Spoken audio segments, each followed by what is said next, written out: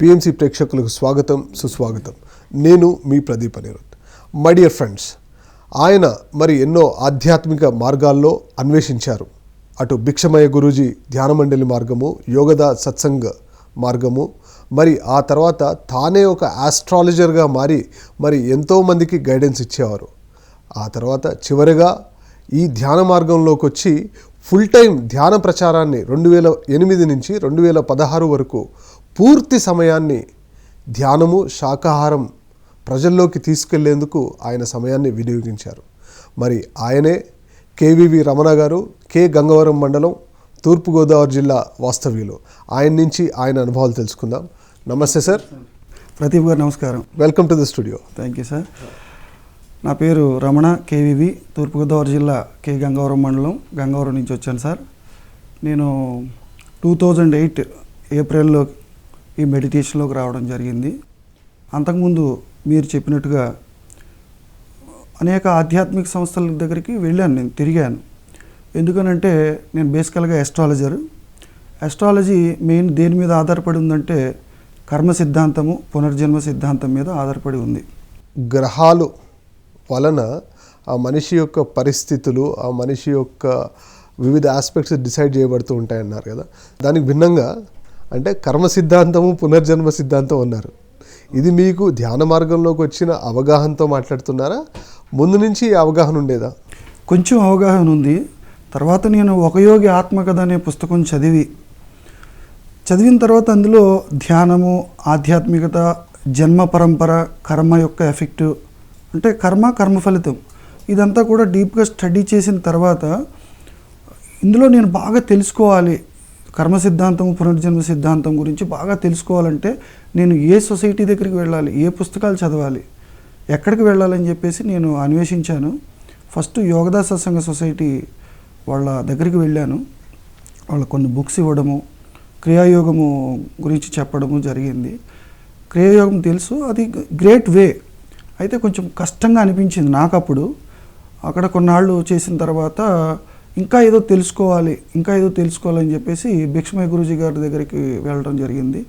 అక్కడ ప్రాణాయామము, సమాధి ధ్యానము, తర్వాత అగ్నిహోత్రము, ఇట్లాంటివి ఎన్నో చేస్తూ ఉండగా ఇంకా డెప్త్గా తెలుసుకోవాలనే ఒక ఉద్దేశంతో వెతుకుతూ ఉండగా ఈ యొక్క ఒక పాంప్లెట్ చూసి ఈ యొక్క పిరమిడ్ సొసైటీ మూమెంట్ మన స్పిరిచువల్ సొసైటీలోకి రావడం జరిగిందనమాట. అయితే మీరు అడిగారు ఈ గ్రహాలు ఏంటి, ఇవన్నీ ఎలా ప్రభావం చూపిస్తాయని. యాక్చువల్గా గ్రహాలు వ్యక్తిగతంగా మనిషికి చెడు చేయవు, మంచి చేయవు.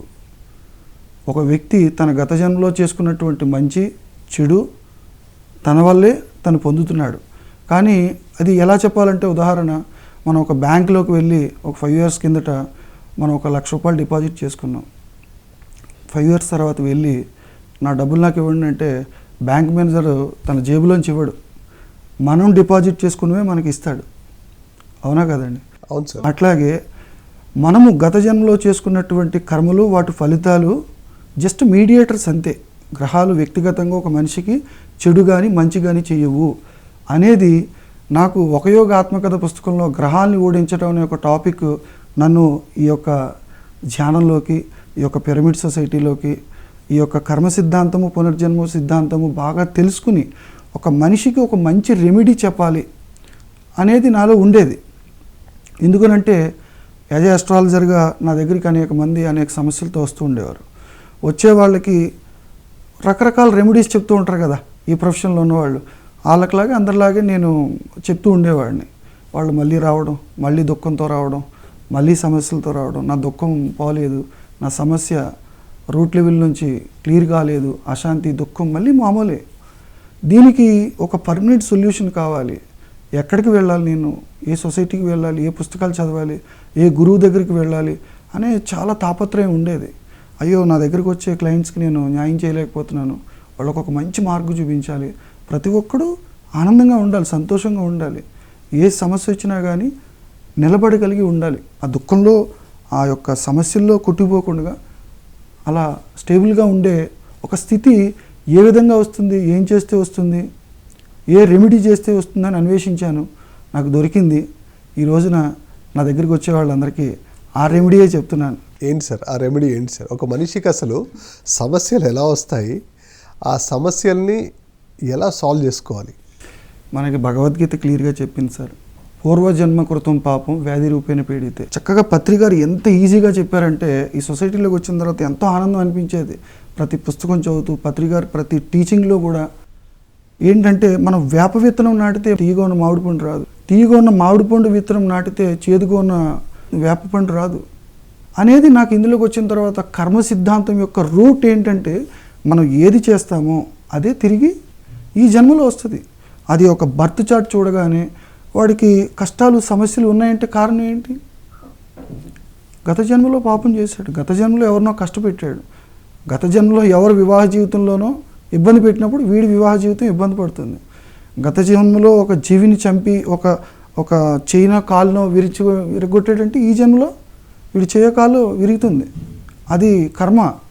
సో ఈ విధంగా ఇందులో తెలుసుకున్నాం కర్మ సిద్ధాంతం, అంతే సింపుల్. కర్మ సిద్ధాంతం గురించి చెప్పారు అంటే గత జన్మలో ఏదైతే చేస్తారో అది ఈ జన్మలో అనుభవించాల్సిందేనా?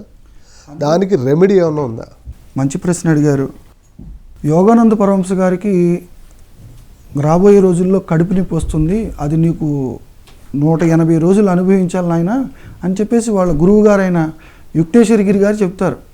నాకు బాగా గుర్తుంది, ఆ పుస్తకంలో వకయోగాత్మకత పుస్తకంలో గ్రహాన్ని ఓడించడం అనే టాపిక్లో 211 పేజీలు అనుకుంటా చెప్తారన్నమాట. నాయన నీకు ఇలా రాబోతుంది, ఈ కర్మను తగ్గించుకోవడానికి నేను చెప్పే రెమెడీ చేసుకో అంటే నేను నమ్మను అని అంటాడు. గురుదేవా ఇవన్నీ నమ్మాలా ఈ రోజుల్లో కూడా ఎట్లాగా అని అంటే, నాయన న్యూటన్ లా అనేది న్యూటన్ కనిపెట్టక ముందు పూర్వం కూడా ఉంది, యాపిల్ పండు కిందే పడ్డది.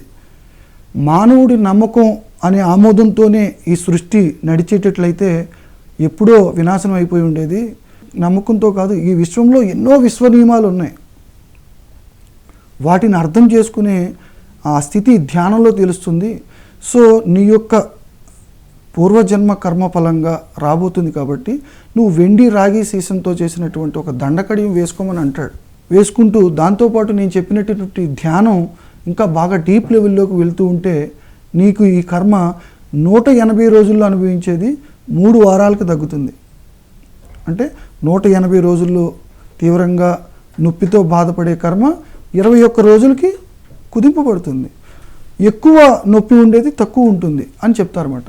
అప్పుడు ఫస్ట్లో నమ్మకపోయినప్పటికీ తర్వాత ఇవంతా కూడా ఎక్స్ప్లెనేషన్ చేసిన తర్వాత గురువుగారు పరమహంస యోగానంద గారు ఆయన చెప్పినటువంటి ధ్యానము డీప్గా చక్కగా ఇంకా ఆ వన్నెస్లోకి వెళ్ళినప్పుడు ఆయనకి ఆ కర్మ ఆ టైంకి రావడము, ఆ నొప్పి తీవ్రత కూడా తగ్గడము, ఆయన చెప్పినటువంటి ఆ ధ్యానం బాగా చేయడము, డీప్లోకి ఇంకా ఇంకా ఇంకా ధ్యాన స్థితిలోకి ఇంకా వెళ్ళడము ద్వారా ఆ కర్మ తగ్గింది.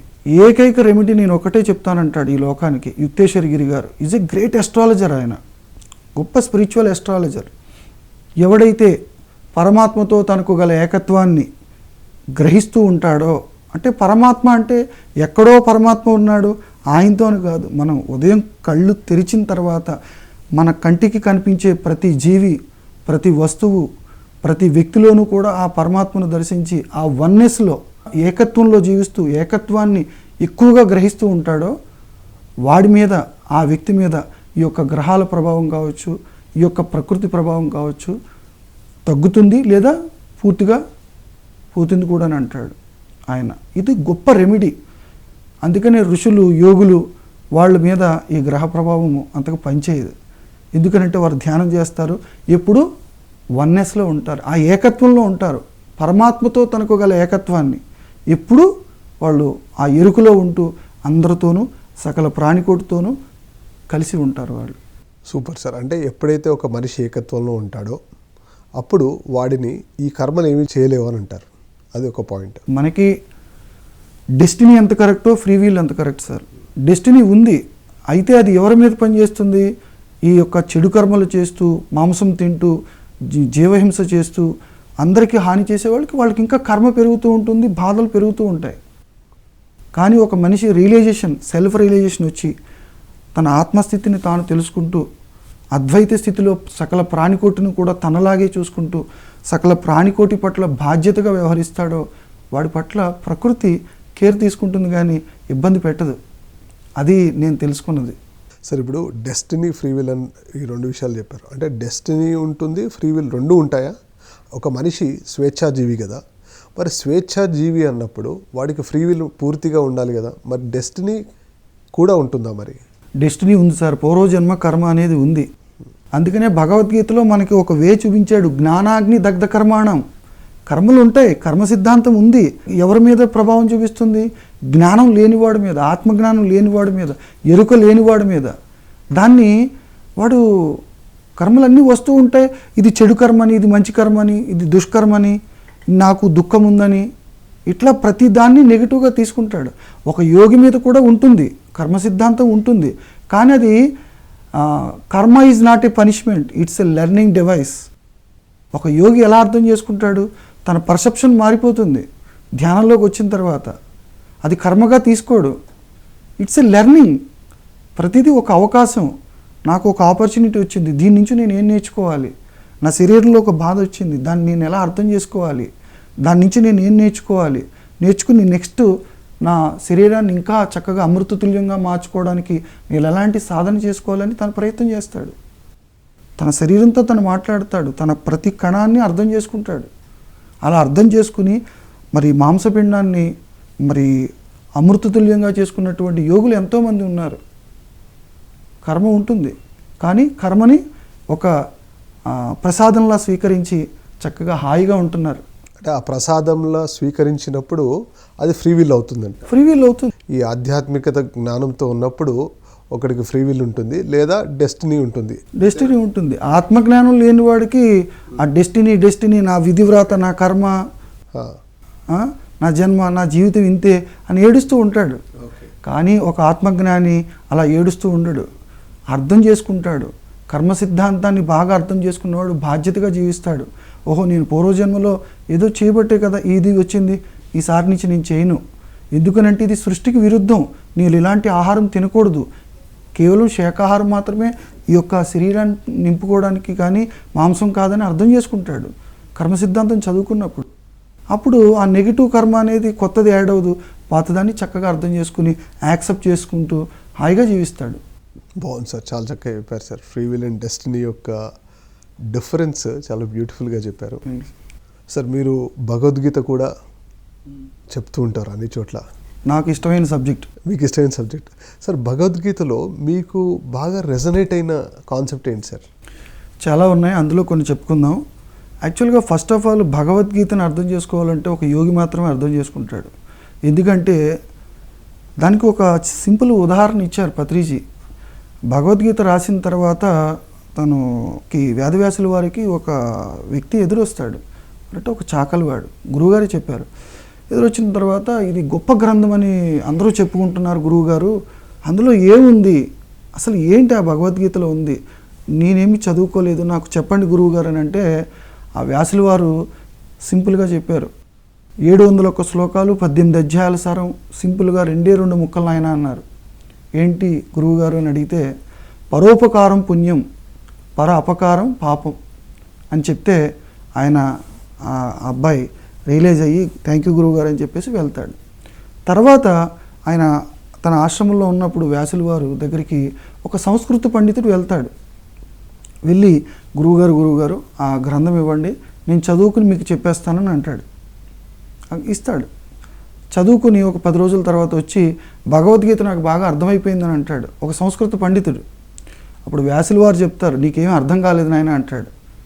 ఎందుకు గురువుగారు అని అంటే, నాయన ఇది కేవలం సంస్కృత పండితులకు మాత్రం సంస్కృతం వస్తేనే భగవద్గీత అర్థమవుతుంది అనుకోవడం మూర్ఖత్వం నాయన. ఇది యోగం కావాలి, ఆత్మజ్ఞానం కావాలి, సాధన కావాలి. కాబట్టి గురువుగారు చెప్పారు పత్రి గారు, వేదవ్యాసుల వారు ఎవరు?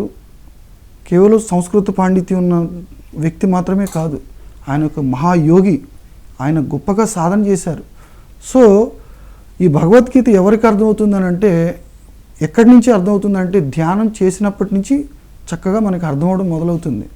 ధ్యానం చేయకపోతే ఈ యొక్క భగవద్గీత ఒక పాండిత్యంలాగా ఉంటుంది. శ్లోకాలు చెప్తూ ఉంటాము, మరి ఇంటికి వెళ్ళిన తర్వాత ఏదైనా చావు ఎదురైతే మళ్ళీ దుఃఖంలోకి వెళ్ళిపోతూ ఉంటాం, డిప్రెషన్లోకి వెళ్ళిపోతూ ఉంటాం. మనమే చెప్తాము, జాతస్య హి ధ్రువో మృత్యు ధ్రువం జన్మ మృతస్య చ తస్మాద్ అపరిహార్యేర్దే నత్వం శోచితుం అర్హసి. పుట్టినవాడికి మరణం తప్పదు, మరణించిన వాడికి జననము తప్పదని మనమే చెప్తాము శ్లోకాలన్నీ.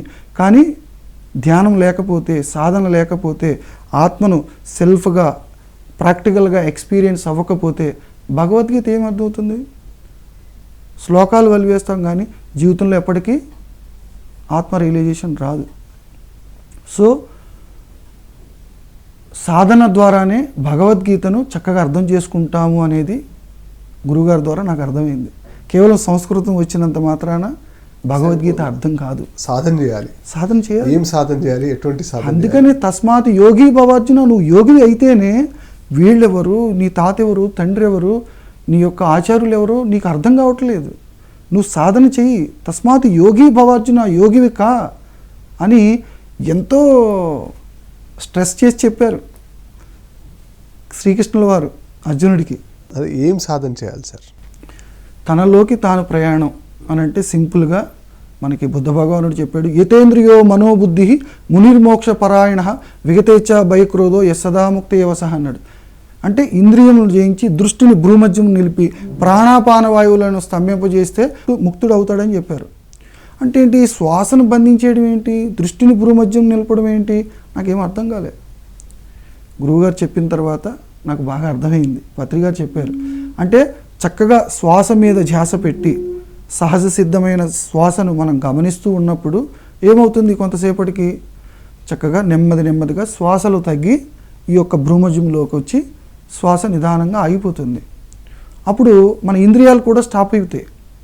మన పంచ జ్ఞానేంద్రియాలు ఆలోచించడము, చూడడము, చెవులతో వినడము, ఇవన్నీ కూడా స్టాప్ అయి మన యొక్క దృష్టి అంతర్ముఖం అవుతుంది.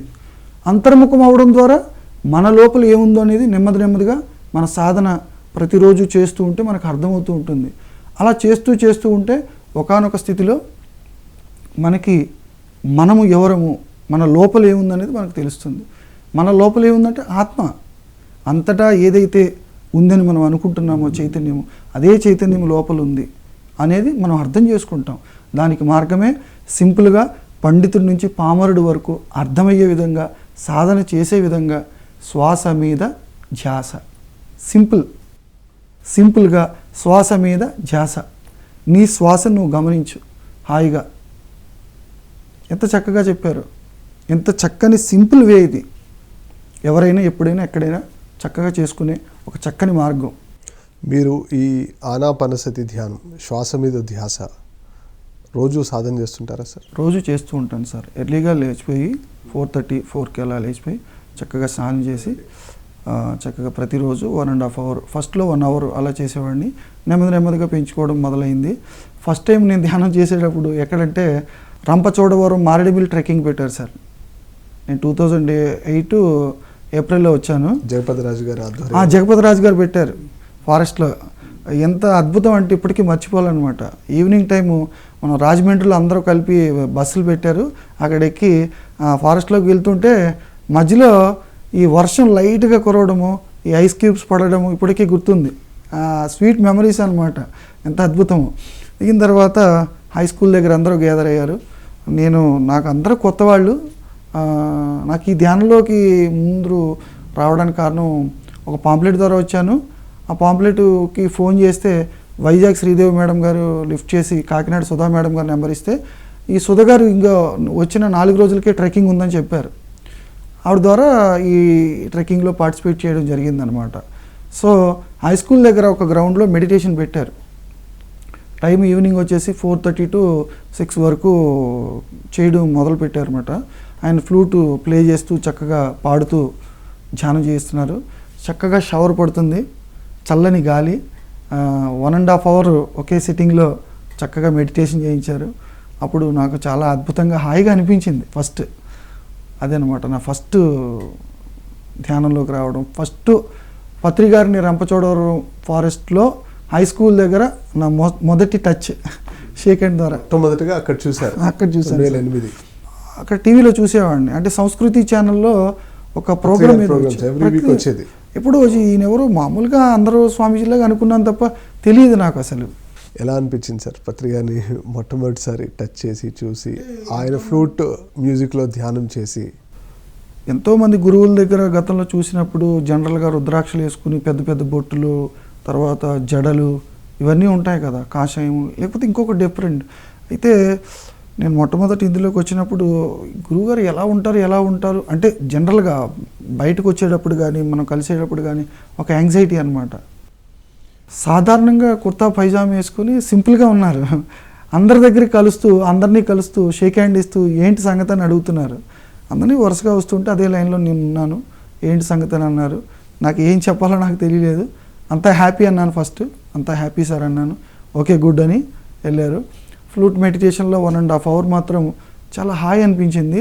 అయితే మనసు నిలకడలేక అటు ఇటు తిరుగుతూ ఉండేది. అలా ఫస్ట్ సిట్టింగ్ కాబట్టి ఒక 1/2 hour పాటు ఆ పక్కన ఏమవుతుంది సౌండ్స్ ఇవన్నీ బయట శబ్దాలు కొంచెం ఇది అనిపించింది. కానీ ఆయన ఫ్లూట్లో ఉన్నటువంటి మాధుర్యం, చక్కగా మంచి కీర్తనలు, నాకు మ్యూజిక్ అనేది ఆ ఫ్లూట్ ఆ రోజు నుంచే మొదలైంది. అంటే మ్యూజిక్ని ఎంజాయ్ చేయడం మెడిటేషన్లో. సో ఆ మ్యూజిక్ని ఎంజాయ్ చేస్తూ ఇంకా బ్రీత్ని మనం అబ్జర్వ్ చేయమని చెప్పేసి గురువుగారు సజెషన్స్ ఇస్తున్నారు.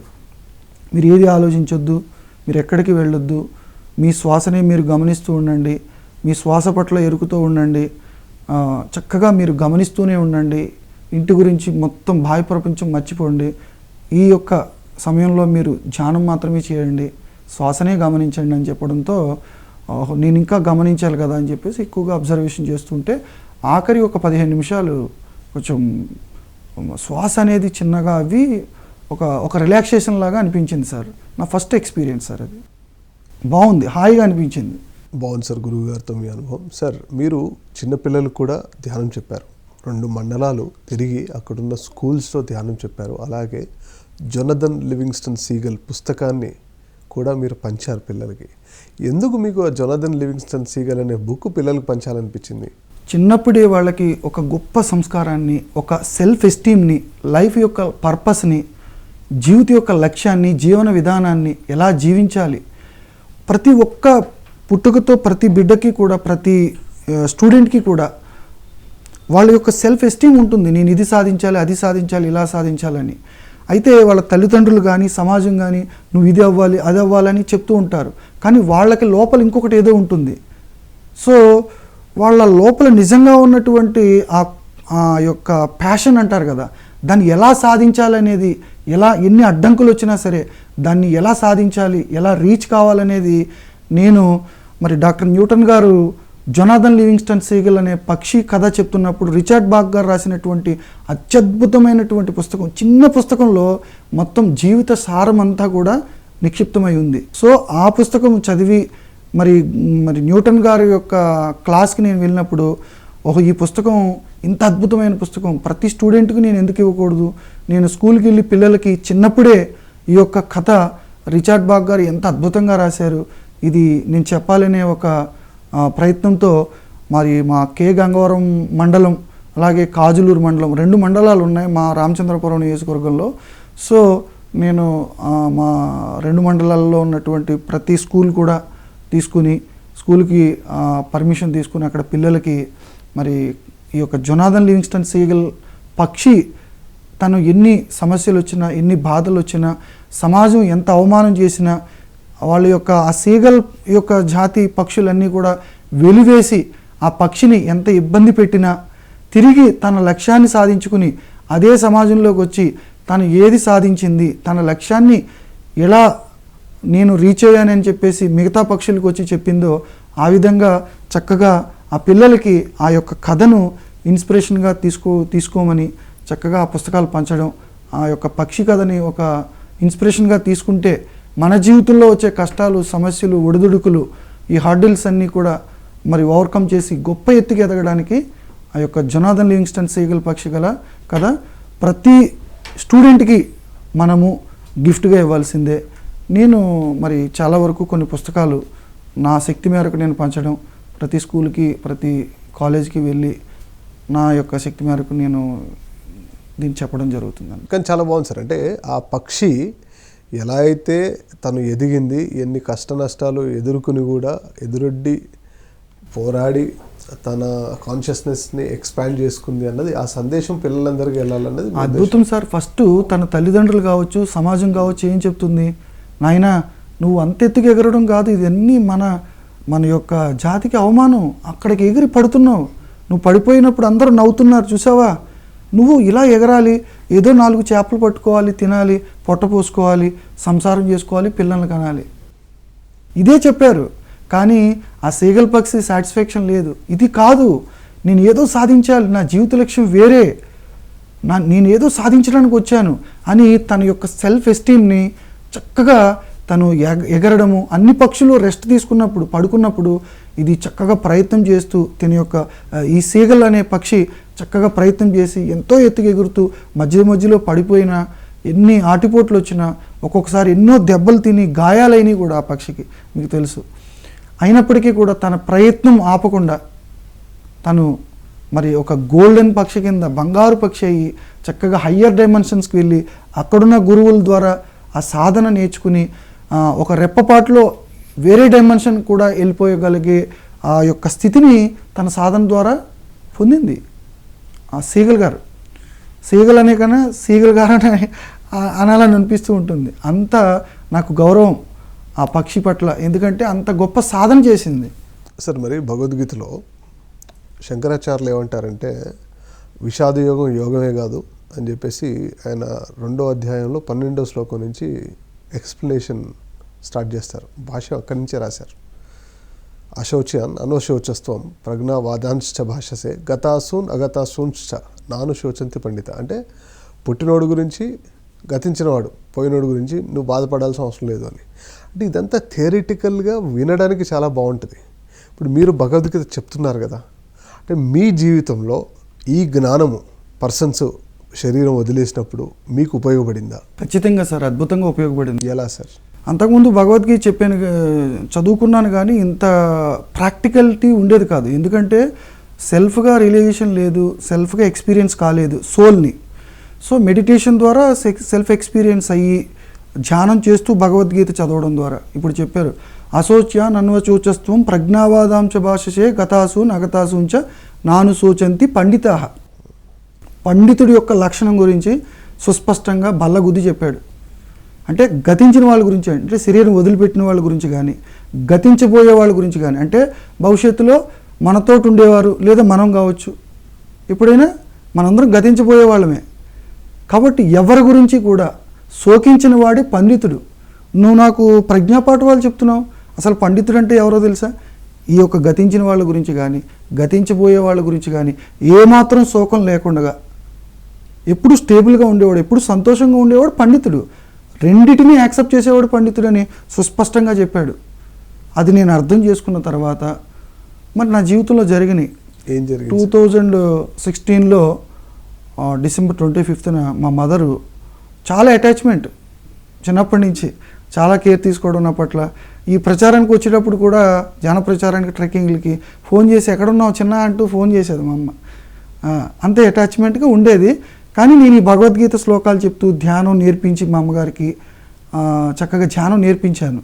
సో ఆవిడ కూడా ఈ మరణం లేని మీరు ఈ పుస్తకాలు చదవలేదు, యాక్చువల్గా చదవడం రాదు ఆవిడకి, కానీ యాస్ట్రల్ ట్రావెల్ ఎక్స్పీరియన్స్ అయ్యిందని తనే చెప్పేది. ఏంటో చిన్న నా సోలు, అదే నా లోపల ఏదో ఒక ఎనర్జీ బయటికి వెళ్ళిపోయి ఎక్కడికో వెళ్ళి తిరిగి వస్తున్నట్టు అనిపిస్తుంది. అంటే మా ఇంట్లో అందరికన్నా ముందర లేచి మా అమ్మే ధ్యానంలో కూర్చునేది, స్నానం చేసి చక్కగా బట్ట కట్టుకుని చక్కగా నీట్గా ఎప్పుడు ధ్యానంలో అలా ఉండిపోయేది. ఎప్పుడు 3:30-4కి లేచిపోయి చక్కగా స్నానం చేసి చక్కగా ధ్యానంలో కూర్చొని 7కి లేచేదనమాట. చక్కగా ఆవిడ ఇవన్నీ ఎక్స్పీరియన్స్ అయ్యారు. నేను ఈ భగవద్గీతను ఎక్స్పీరియన్స్ అయిన తర్వాత 2016 డిసెంబర్ 25న మా మదరు నా చేతిలోనే శరీరం వదిలిపెట్టారు. వదిలిపెట్టిన తర్వాత మళ్ళీ 5 నెలల 8 రోజులకి, అంటే 2017 మే 3వ తారీఖున మా నాన్నగారు శరీరం వదిలిపెట్టారు. వరుసగా ఒక 5 నెలల 8 రోజుల డిఫరెన్స్లో అమ్మా నాన్న శరీరం వదిలిపెట్టడం, అది నాకు ధ్యానం లేకపోతే మేబీ డిప్రెషన్లోకి వెళ్ళి ఉండేవాడినేమో. అంటే ఈ సోల్ సైన్స్ నేను అర్థం చేసుకోకపోయి ఉంటే, ఎప్పుడైతే గురువు గారు టీచింగ్స్ బాగా వినడం, భగవద్గీతను బాగా తెలుసుకోవడం, దాంతోపాటు సాధన, అన్నిటికన్నా ముఖ్యమైనది వినడము, సజ్జన సాంగత్యం చేయడం, ఇవన్నీ ఒక ఎత్తు అయితే మనకు మనం ఇచ్చుకునే గొప్ప స్థితి ఏంటంటే సాధన. ఎవ్రీడే సాధన చేస్తూ ఉండడం వల్ల ఏమైందంటే ఆ ఎక్స్పీరియన్స్ వల్ల, ఈ యాస్ట్రల్ ట్రావెల్ ఎక్స్పీరియన్స్ అనేది జరగడం వల్ల నేను అనేది ఈ సోల్ లోపల ఉన్న ఎనర్జీ, ఈ యొక్క ఎనర్జీకి చావు లేదు. ఒక ప్రయాణం, సోల్ జర్నీ. ఈ శరీరంతో ఆవిడ అనుభవాలు అయిపోయింది, వెళ్ళిపోయింది. ఆవిడ నుంచి నాకేం నేర్పించాలి, నా నుండి ఆ సోల్ నాకు జన్మ ఇచ్చి ఆ సోల్ ఏం నేర్చుకోవాలో తను నేర్చుకుంది, హాయిగా వెళ్ళిపోయింది. మా నాన్న నుంచి నేను కొన్ని అనుభవాలు, నా నుంచి మా నాన్నగారు కొన్ని అనుభవాలు, ఒకరికొకరు కొన్ని అనుభవాలు పంచుకోవడానికి వచ్చాము. కర్మ వలన రుణానుబంధ రూపేణ పశుపత్నిం సుతాలయ అంటారు. అంటే రుణం అంటే ఏంటి? కర్మ, పూర్వజన్మ కర్మఫలంగా భార్యగా, భర్తగా, సుతుడు, కొడుకుగా అనేక మన చుట్టూ ఉండే వ్యక్తులుగా వస్తూ ఉంటారు. ఆ రుణం అయిపోయిన తర్వాత మరి వాళ్ళు వెళ్ళిపోతూ ఉంటారు. ఒకసారి సుఖబ్రహ్మ అంటే వ్యాసుల వారి కొడుకు అడుగుతూ ఉంటారు, నాన్నగారు ఈ ప్రపంచంలో అందరూ ఏడుస్తూ ఉన్నారు చనిపోయినప్పుడు, ఎందుకు అని అడిగినప్పుడు వ్యాసుల వారే చెప్పారు. ఏమని చెప్పారు? రుణానుబంధ రూపేణ పశుపత్నిం సుతాలయ రుణం తత్ర విముచ్యంతి కాతత్ర పరివేదన. అంటే ఏంటి? రుణానుబంధం వల్ల, పూర్వజన్మ కర్మఫలం వల్ల ఒకళ్ళ తల్లిగా, కొడుకుగా, తండ్రిగా, మరి కూతురుగా, అల్లుడుగా అనేక రోల్స్ తీసుకుని మనం వస్తూ ఉంటాం. ఆ రోల్ అయిపోయిన తర్వాత వెళ్ళిపోతూ ఉంటారు. ఎవరి రోల్ వాళ్ళు అయిపోయిన తర్వాత వాళ్ళు తెర వెనక వెళ్ళిపోతారు. ఎందుకు ఏడవడం అంటారు? రుణం తత్ర విముచ్యంతి కాతత్ర పరివేదన. ఎందుకు ఈ వేదన? ఎవరు క్యారెక్టర్ అయిపోతే వాళ్ళు, మన సినిమా చూస్తున్నాం కదా, ఇది అంతే. నానాటి బ్రతుకు నాటకము కానక కన్నది కైవల్యం అన్నారు పత్రికారు. ఎంత ఈజీగా చెప్పారు అన్నమయ్య శ్లోకాలు చెప్తూ కూడా. భగవద్గీత అంటే కొంచెం శ్లోకాలు సంస్కృతం చదువుకోవాలి అని సింపుల్గా అన్నమాచార్య కీర్తనలు చెప్తూ కూడా ఇంత ఈజీగా చెప్పినప్పుడు మనకు అర్థం కాకపోతే ఇంకా ఏముంది? ఎంత సింప్లిఫై చేసి మరి అన్నమాచార్యులు వారు నానాటి బ్రతుకు నాటకం కానక కన్నది కైవల్యం. ఆ కానక కన్నది ఈ రెండు కళ్ళకి కనబడదు. మనం ధ్యానం చేసినప్పుడు ఈ కర్మ సిద్ధాంతాన్ని మరి స్వాధ్యాయం ద్వారా, ధ్యానం ద్వారా, మరి సజ్జన సాంగత్యం ద్వారా మనం ఈ సోల్ సైన్స్ని బాగా అర్థం చేసుకుంటాము. Just fun, just a drama. ఈ పాత్రకి నేను న్యాయం చేయాలి అనేది మనకి ధ్యానం చేసిన తర్వాత తెలుస్తుందన్నమాట. అట్లాగే నా ధ్యానం చేసిన తర్వాత, ఈ ధ్యానంలోకి వచ్చిన తర్వాత నా తల్లిదండ్రుల్ని ఎంతో బాధ్యతగా, ఎంతో ధర్మబద్ధంగా నేనేం చేయాలి నా పేరెంట్స్ పట్ల, ఒక మాస్టర్గా పక్కన ధ్యానం చేస్తూ, ప్రచారం చేస్తూ, ఇంటిలో నా తల్లిదండ్రులని, నా భార్య, నా పిల్లల పట్ల నేను ఎట్లా ఉండాలనేది చక్కగా నా రోల్ నేను చక్కగా చేశాననేది నేను అనుకుంటున్నాను. సో మీ పాత్ర మీరు చక్కగా నిర్వర్తించారు సార్. అలాగే ఇప్పుడు మీ మదర్ శరీరం వదిలేశారు, మీ నాన్నగారు శరీరం వదిలేశారు. ఇటు పక్క నానాటి బ్రతుకు నాటకము అన్న జ్ఞానం మీ లోపల ఉంది. ఆ తర్వాత ఇటు భగవద్గీతలోని ఆత్మజ్ఞానము మీ లోపల ఉంది. అండ్ దాన్ని సునాయాసంగా తీసుకోగలిగారా ఈ రెండు ఇన్సిడెంట్స్ని? అయితే ఎవరికైనా బాధ వస్తుంది. కన్న ప్రేగు కదా, నవమాసాలు మోసింది. ఎంతో చిన్నప్పుడు వాళ్ళు ఎన్నో త్యాగాలు చేసి వాళ్ళ సుఖాలు చంపుకొని ఏదైనా తినేటప్పుడు నా బిడ్డ తినాలని తను ఉంచుకుని నాకు పెట్టడం, ఏదైనా ఖర్చు పెట్టేటప్పుడు ఈ డబ్బులు ఉంటే నా బిడ్డకి బట్టలు వస్తాయని ప్రతి తల్లిదండ్రి అనుకుంటారు. అవన్నీ గుర్తొచ్చినప్పుడు కొంచెం బాధ అనిపిస్తుంది. అది గుర్తొచ్చినప్పుడు చనిపోయిన తర్వాత బాధపడడం కాదు, వాళ్ళు బ్రతికున్నప్పుడే వాళ్ళకి మనం ఏం చేయాలో అది చేయాలి. వాళ్ళు చనిపోయిన తర్వాత అయ్యో అవన్నీ మనకు చేసుకుని గుర్తు తెచ్చుకుని నాకు అలా అనిపించింది. బాధపడడం కాదు, వాళ్ళు బ్రతికున్నప్పుడే, వాళ్ళ శరీరంతో ఉన్నప్పుడే వాళ్ళకి మనం ఏది ఇవ్వాలి. మనకి జన్మనిచ్చారు కదా, త్రూ వాళ్ళ ద్వారా చక్కగా ఈ భూలోకానికి వచ్చాము. చక్కని మనం ఆనందంగా జీవిస్తున్నాం, హాయిగా జీవిస్తున్నాం. ఈ ధ్యానంలోకి రావడానికి కూడా, ఈ యొక్క ఆధ్యాత్మిక మార్గంలోకి రావడానికి కూడా వాళ్ళు కారణమయ్యారు కదా. ఐఎమ్ వెరీ వెరీ హ్యాపీ అనమాట. సో నేను చాలా హ్యాపీగా నా బాధ్యత అయితే నేను చక్కగానే నిర్వర్తించానని నేను అనుకుంటున్నాను. There is no tragedy. ఎందుకనంటే భగవద్గీతలో చెప్పాడు, హతో వా ప్రాప్తిసి స్వర్గం జిత్వా వా భోక్షసే మహిం తస్మాద్ ఉత్తిష్ట కౌంతేయ యుద్ధాయ కృత నిశ్చయ అన్నాడు. అంటే ఏంటి? ఓ అర్జున, యుద్ధంలో గెలిచావు, ఏమవుతుంది? రాజ్యం నీదవుతుంది. ఇది లాభమేగా, నష్టమేం కాదుగా.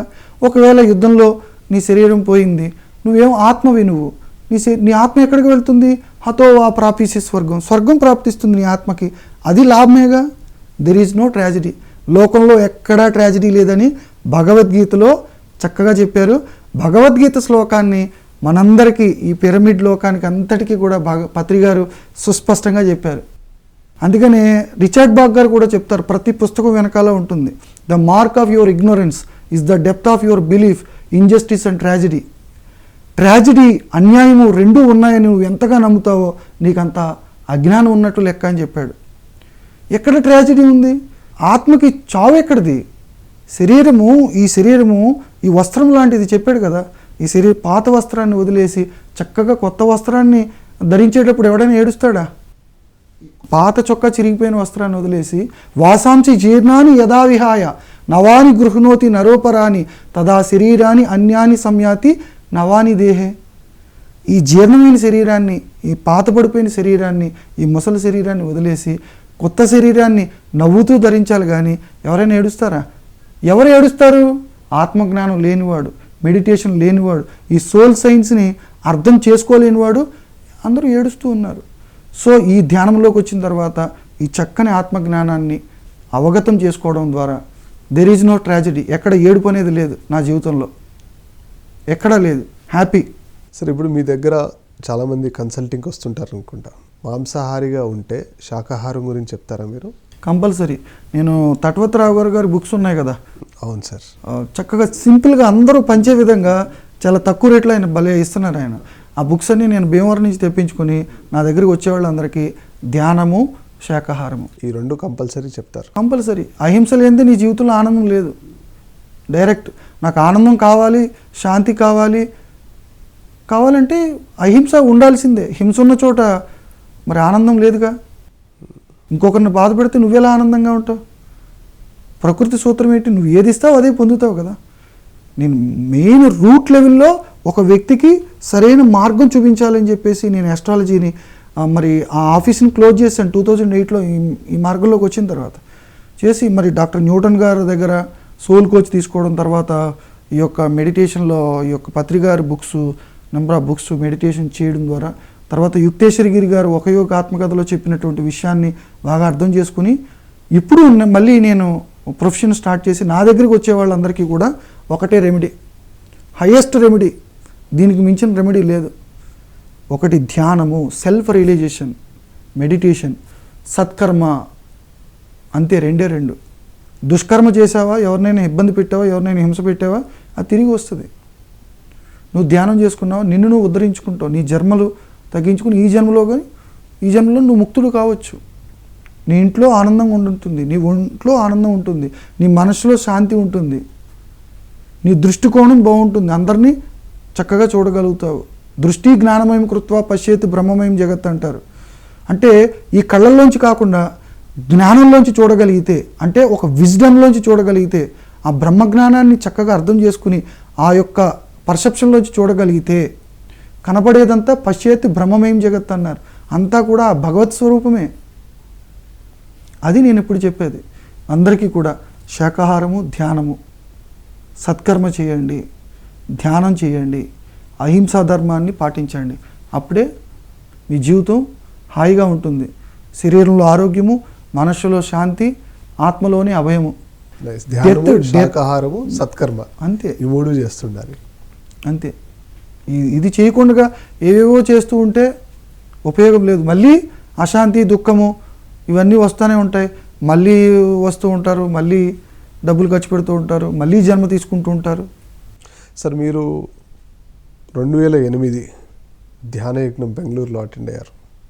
మొట్టమొదటిసారి ఇంతమంది ధ్యానులు కలిసి ఒకే చోట ధ్యానం చేయడం అన్నది చూసిన తర్వాత వాళ్ళందరితో కలిసి మీరు ధ్యానం చేసినప్పుడు ఎటువంటి అనుభవం పొందారు?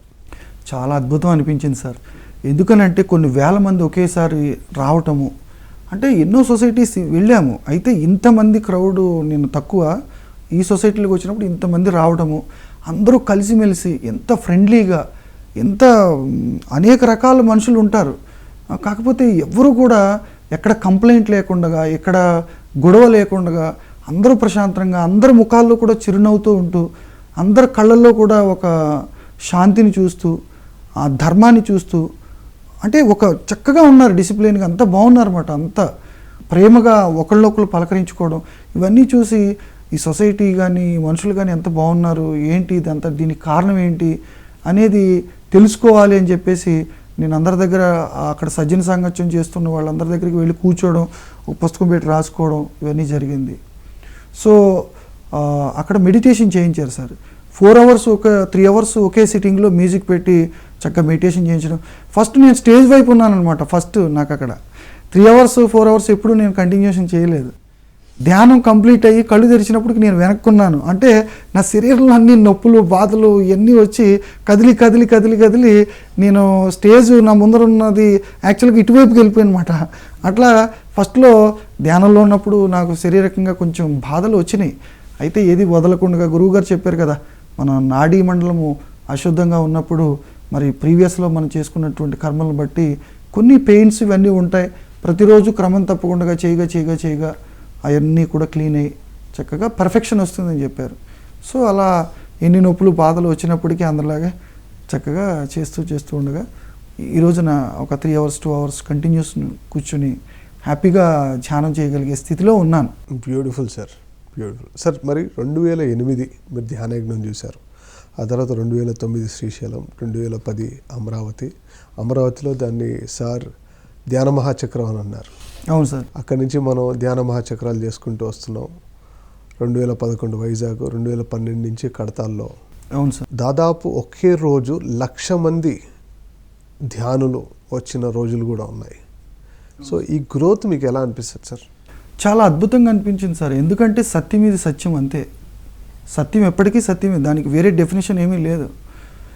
గురువు గారు సత్యాన్ని సత్యంగా చెప్తున్నారు కాబట్టి ఇన్ని లక్షల మంది వస్తున్నారు. చక్కగా అందరూ ఆస్వాదిస్తున్నారు ధ్యానాన్ని, అందరూ పంచుతున్నారు. ఈ పిరమిడ్ మాస్టర్లు ఎంతోమంది యొక్క కష్టం, ఎంతోమంది శ్రమ చేసి వాళ్ళు పొందినటువంటి అనుభవాన్ని అందరూ పొందాలని ఎంతో ప్రయత్నం చేసి ఎంతోమందికి ప్రచారం చేయడం వల్ల లక్షల మంది ఇంకా ఇంకా ఇంకా ఇంకా పెరుగుతూ చక్కగా రావడం. ఒకేసారి 1,00,000 మందికి చక్కని టిఫిన్ పెట్టడం, చక్కని భోజనం పెట్టడం, కొన్ని వేల మంది ధ్యానం చేయడం అనేది ఒక అద్భుతం.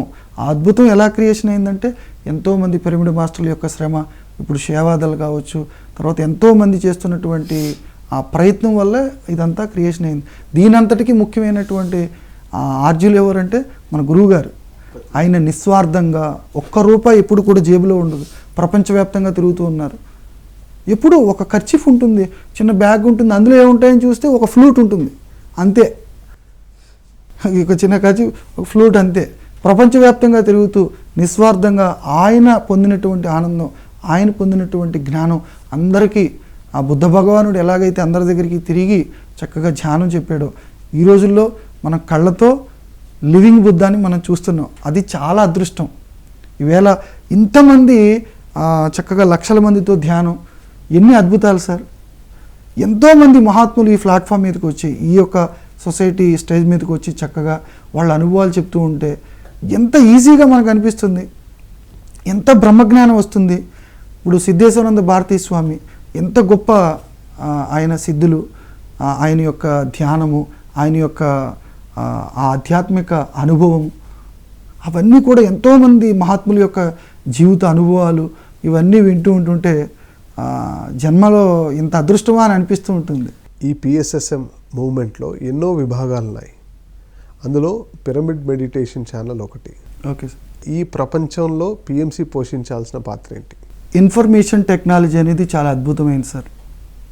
ఎందుకనంటే ఈవేళ ఇంట్లో ఉండి కూడా బ్రహ్మజ్ఞానాన్ని పొందే ఒక అత్యద్భుతమైనటువంటి మార్గం ఈ టెక్నాలజీ. మనకి ప్రతి ఇంట్లో ఉండి చిన్న మొబైల్ ఉన్నా, లేకపోతే మనకి ఈ ఛానల్ కనెక్షన్ ఉన్నా సరే, ఎంతోమంది మహాత్ముల యొక్క అనుభవాలు, ఎంతోమంది జీవిత సారాన్ని మనం చక్కగా ఈ పిఎంసి యాప్ ద్వారా, పిఎంసి ఛానల్ని చక్కగా సబ్స్క్రైబ్ చేసుకుని ఆ వీడియోలన్నీ వీక్షించడం ద్వారా ఎంతోమంది మాస్టర్ల యొక్క అనుభవాలు, ఎంతో బ్రహ్మజ్ఞానాన్ని పొందొచ్చు. దీన్ని మరి ఎస్టాబ్లిష్ చేసి దీని ద్వారా ప్రపంచానికి అంతటికీ కూడా ఈవేళ ఇక్కడ ఆంధ్ర తెలంగాణే కాదు, ప్రపంచంలో ఉన్న అందరికీ కూడా ఈ పిఎంసి ద్వారా ఎంతో బ్రహ్మజ్ఞానం వెళ్తుంది, ఎంతో అద్భుతమైనటువంటి కార్యం జరుగుతుంది.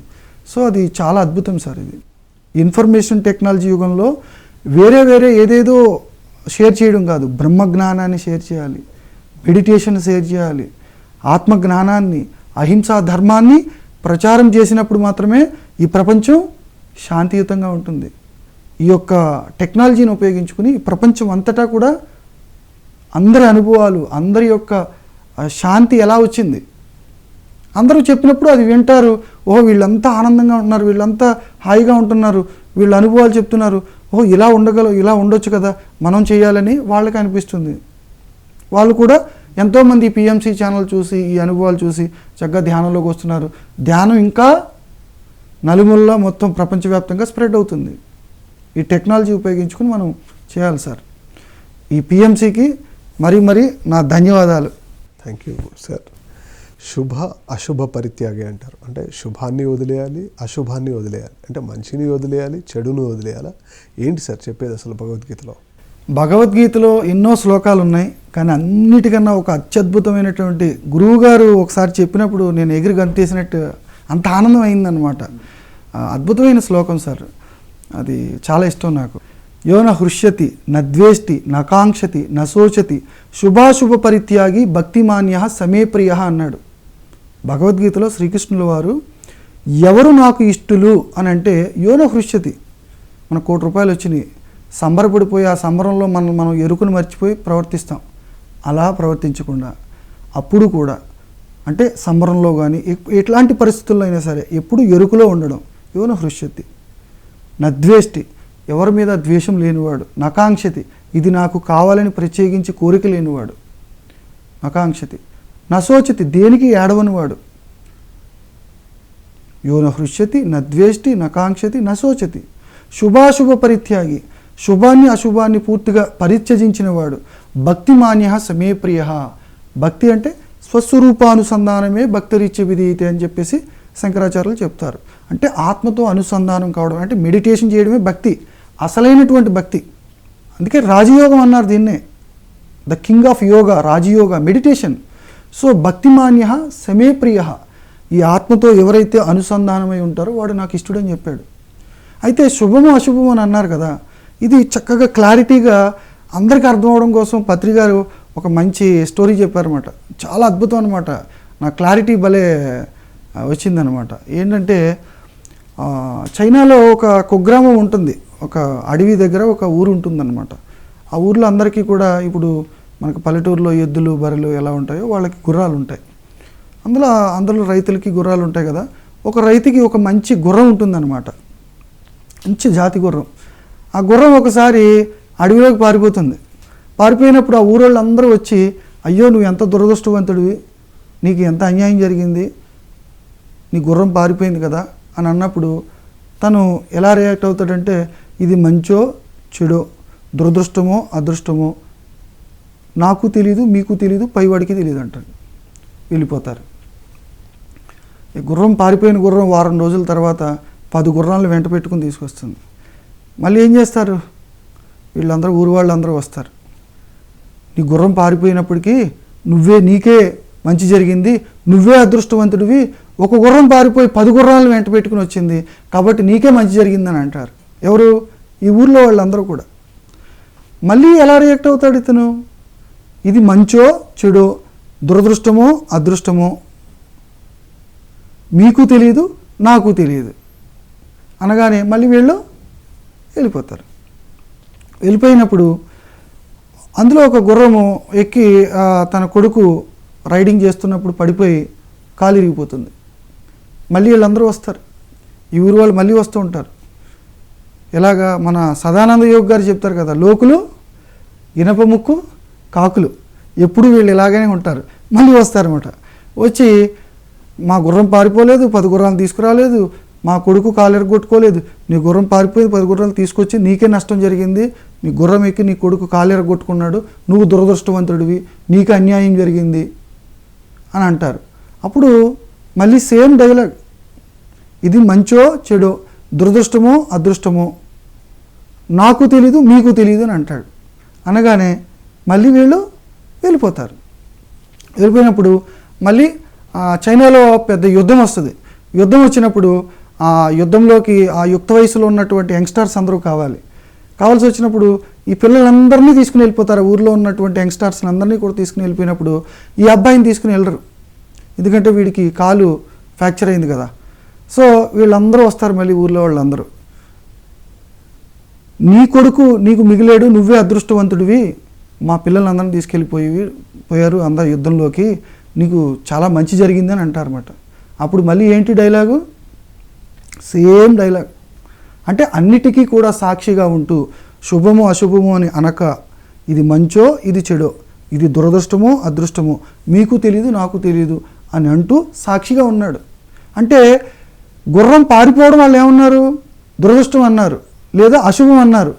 ఈయన ఏమన్నాడు? రెండిటికి అతీతంగా ఉన్నాడు. మళ్ళీ రావడాన్ని ఏమన్నారు వీళ్ళు? మళ్ళీ శుభం అన్నారు. మళ్ళీ కాలు ఎరగొట్టుకోవడాన్ని ఏమన్నారు? అశుభం అన్నారు. మరి వాళ్ళ పిల్లల్ని తీసుకెళ్ళిపోయినప్పుడు మాకు అశుభం జరిగింది, నీ కొడుకు ఉన్నప్పుడు నీకు శుభం జరిగింది అన్నారు. మరి ఇందులో ఏది శుభము ఏది అశుభం ఎలా చెప్పగలుగుతాం? అందుకనే భగవద్గీత ఈ శ్లోకాన్ని చక్కగా అర్థం చేసుకోగలిగితే, శుభాశుభ పరిత్యాగి భక్తిమాన్య సమయప్రియ, ఈ రెండిటికి అతీతంగా ఉన్నవాడే ఎప్పుడూ ఆనందంగా ఉంటాడు. అంటే రెండిటిని యాక్సెప్ట్ చేసి అంతా మన మంచికే, every disaster turn into a blessing అని అంటారు. అంటే ప్రతి జీవితంలో మనకు జరిగే ప్రతి డిజాస్టర్ కూడా మనకు ఒక ఆశీర్వాదం అని చెప్తారు. సో చూడండి, ఇది మంచా చెడా, శుభమా అశుభమా? గుర్రం పారిపోయింది, అశుభం అన్నారు, మళ్ళీ వచ్చింది శుభము. ఏది శుభం ఏది అశుభం? కానీ మనం లిమిటెడ్ పర్సెప్షన్లో ఉన్నప్పుడు, మనకి ఆధ్యాత్మిక జ్ఞానం పరిపక్వత లేనప్పుడు, అంటే ఒక విషయాన్ని ఒక 360 డిగ్రీస్లో చూడలేకపోయినప్పుడు మనం ఏం చేస్తామంటే శుభము అశుభము, దురదృష్టము అదృష్టము, ఇట్లాగ మంచి చెడు ఇవన్నీ బేరేజ్ వేసుకుంటూ ఉంటాము. కానీ ఎప్పుడైతే మనం ఆత్మజ్ఞానం చక్కగా అర్థమయ్యి ఈ భగవద్గీతను అధ్యయనం చేసుకుని చక్కగా మనం దాన్ని డైజెస్ట్ చేసుకుంటామో, అప్పుడు అన్నిటికీ అతీతంగా ఉంటూ ఏదొచ్చినా సరే నా మంచిగా జరిగింది అనే ఒక సాక్షితత్వంలో ఉంటూ అన్నిటికీ ఆనందంగా ఉంటాం అన్నమాట. అదే గురువుగారు చెప్పినప్పుడు, మనకు ప్రతి జీవితంలో జరిగే ప్రతి సన్నివేశం కూడా మన మంచికే కదా, ఏది శుభం ఏది అశుభం ఎలా చెప్పగలుగుతాం? ఎలా చెప్పలేము. సో ప్రతిదీ కూడా మన జీవితంలో జరిగే ప్రతిదీ కూడా పుట్టుక మన మంచికే, చావు మన మంచికే, అన్నిటికీ మన మంచికే, ఏది మన మంచికి కాదు, అన్నీ మన మంచికే జరుగుతున్నాయి అనేది ఈ పిఎస్ఎస్ఎం మూమెంట్లో వచ్చిన తర్వాత గురువుగారి ద్వారా ఈ యొక్క అత్యద్భుతమైన భగవద్గీత శ్లోకాన్ని అర్థం చేసుకోవడం వల్ల మరి ఈవేళ నేనంత చాలా ఆనందంగా ఉండడానికి కారణం ఈ శ్లోకం. అద్భుతమైన శ్లోకం. బాగుంది సార్, చాలా చక్కగా ఎక్స్ప్లెనేషన్ ఇచ్చారు, బ్యూటిఫుల్ ఎక్స్ప్లెనేషన్ సార్. చివరగా మీ సందేశం. ప్రతి ఒక్కరూ ధ్యానం చేయాలి, సెల్ఫ్ రియలైజేషన్ రావాలి. బుద్ధుడు చెప్తూ ఉంటాడు, ఆరోగ్యమే పరమలాభం అంటాడు. అది ఎలా వస్తుంది? రూట్ లెవెల్లో ఆ ఎనర్జీని, ఈ నాడీ మండలాన్ని శుద్ధి చేసుకున్నప్పుడు మాత్రమే మనకి చక్కగా ఆరోగ్యం వస్తుంది. డాక్టర్స్కి ఒక ఫిజికల్ బాడీ మాత్రమే తెలుసు, కానీ మన లోపల ఉన్నటువంటి ఎనర్జీ సెంటర్స్ కావచ్చు, ఈ సూక్ష్మ శరీరము, ఈ నాడీ మండలము, ఇవన్నీ తెలియదు. ఇది ఒక స్పిరిచువల్ సైన్స్ మాత్రమే చెప్తుంది. సో ఈ స్పిరిచువల్ సైన్స్ని అర్థం చేసుకుని చక్కగా ధ్యానం చేసుకుని ఈ సహస్రారం ద్వారా ఎనర్జీని తీసుకోవడం అనే ఈ విద్య, ధ్యాన విద్యను ఎవరైతే ప్రాక్టీస్ చేస్తారో చక్కని ఆరోగ్యం వస్తుంది. అదే ఆరోగ్యమే పరమలాభం. ఈ ప్రపంచంలో అన్నిటికన్నా సుఖం ఏంటి? అల్టిమేట్ సుఖం, నిర్వాణమే పరమసుఖం అన్నారు బుద్ధుడు. అంటే ఏంటి? మన ధ్యాన స్థితిలో ఒక అద్వైత స్థితిలో ఉండి ఆనందంగా ఉంటాం కదా, ప్రతి దాన్ని కూడా ఆ భగవత్ స్వరూపంతో చూస్తూ ఉంటాం. మనకి ఏమాత్రము ఆత్మలోని అభయము, ఆత్మలోని శాంతము, దాని పేరే మోక్షం అన్నారు. అభయం ఉంది, శాంతం ఉంది, ఇంతకన్నా సుఖం ఎక్కడిది? అందుకనే నిర్వాణమే పరమసుఖము. అంటే దుఃఖరాహిత్య స్థితే పరమసుఖం. ఆ దుఃఖరాహిత్య స్థితి అనేది ధ్యానం ద్వారానే వస్తుంది 100%. తర్వాత తృప్తి పరమం ధనం. తృప్తిగా ఉన్నవాడే ధనవంతుడు. కావాలి కావాలి కావాలి అనుకునేవాడు ఎప్పుడు బిచ్చగాడే. ఎంత వచ్చినా కానీ ఇంకా కావాలి కావాలి, తృష్ణ తృష్ణ తృష్ణ తృష్ణ, కడికి ఆఖరికి తాను తినక తగిన ధర్మంబు చేయక కొడుకులకని సొత్తు కూడబెట్టి తెలియజెప్పలేక తరలిపోదురు వెనక్కన్నాడు యోగవేమన. తాను తినడు, ఎవడికి ధర్మం చేయడు, ఎక్కడెక్కడ ఏ ఆస్తులు ఉన్నాయో తెలియజెప్పడు. ఒకరోజు మీనింగ్లెస్ లైఫ్ వదిలిపెట్టేసి, అన్నీ వదిలిపెట్టేసి దుఃఖంతో, ట్రాజడీతో, బాధతో చచ్చిపోతున్నారు అందరూ. సో చక్కగా తృప్తిగా జీవించమని చెప్పాడు బుద్ధుడు. ఎంత చక్కని మాట అండి. తృప్తి పరమం ధనం. తృప్తిగా ఉన్నవాడే పరమధనవంతుడు. ఈవేళ ఇంత అన్నం వచ్చింది చాలు, చక్కగా హాయి.